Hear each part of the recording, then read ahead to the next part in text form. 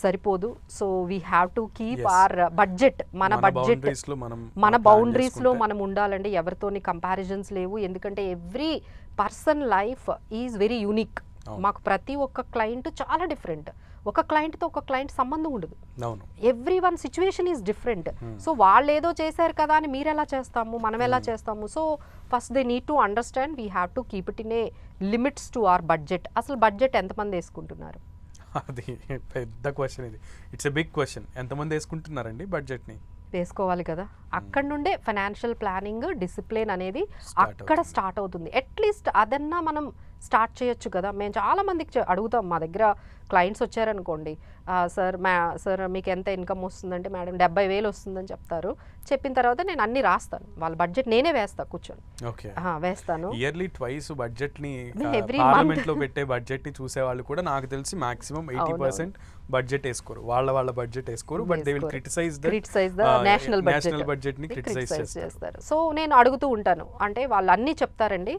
తర్వాత వాళ్ళకి లాస్ట్ 20,000 30,000 ఎక్కడికి వెళ్తున్నాయో వాళ్ళకే తెలియదు. So they couldn't able to find out ఏం జరుగుతుంది. సరే ఇంతే చెప్పారు, మరి మీకేమో ఇన్కమ్ ఏమో 70,000 అన్నారు, మీరు ఇంతవరకే చెప్పారు, మిగతా అమౌంట్ ఏం జరుగుతుందో మాకే తెలియట్లేదు, ఎలా వెళ్ళిపోతుందో మాకే తెలియట్లేదు. సో మిస్లీనియస్ ఎక్స్పెన్సెస్ అనేవి బాగా ఎక్కువైపోతున్నాయి. సో మనం ఏం చేయాలి అంటే ఖర్చు పెట్టండి, బట్ ట్రాక్ చేయండి.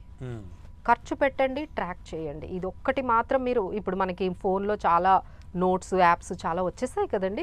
Every time every day at least ఒక 2 డేస్కి మీరు ఏమేమి ఖర్చు పెట్టారు ఇమీడియట్గా అక్కడ నోట్ చేసుకోవడం మొదలు పెడితే, ఓకే మీరు బడ్జెట్ స్టార్ట్ అవ్వకముందు అంటే ఫస్ట్ డే మీరు మొదలు పెట్టుకున్నప్పుడు మీకు ఇంత ఇన్కమ్ వస్తుంది, దీనికి ఇంత ఖర్చు పెట్టాలని ఒక బడ్జెట్ వేసుకున్న తర్వాత ఆ తర్వాత మొత్తం అయిపోతుంది కదండి, మంత్ అంతా అయిపోయిన తర్వాత కంపారిజన్ చేయండి. ఎక్కడెక్కడ మీకు డీవియేషన్స్ వచ్చాయి, మీరు అనుకున్న తప్పకుండా వస్తాయండి, ఎందుకంటే life will not be there as we have plan. But ఆ డీవియేషన్స్ ఎంత ఉండాలి? ఆ డీవియేషన్స్ ఎక్కువ ఉంటే మాత్రము then again there is a red flag, మనం డిసిప్లిన్డ్గా లేము అనేది.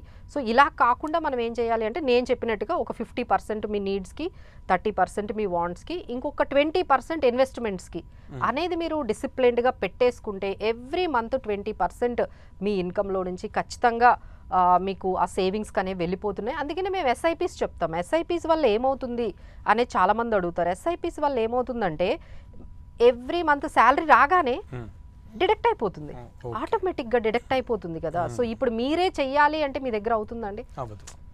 అవ్వదు. సో అంటే అలా ఆటో డెబిట్ ని దేనికి పెట్టుకుంటున్నారు అనేది మీకు తెలుసు. నేను కూడా పర్టికులర్ గా చెప్పవలసిన లేదు. సో మీరు ఆటో డెబిట్ దేనికి పెట్టుకుంటున్నారు? ఈఎంఐలకి అవి మాత్రం ఖచ్చితంగా పే చేస్తాం. ఎంత కష్టపడైనా ఆల్ టైం చేయాలి, లేకపోతే సిబిల్ స్కోర్ పడిపోతుంది కదా. సో ఇలాంటివి మిస్టేక్స్ జరుగుతున్నాయండి ఈ మధ్య. ఇంకొకటి ఏంటంటే, నేను అందరికీ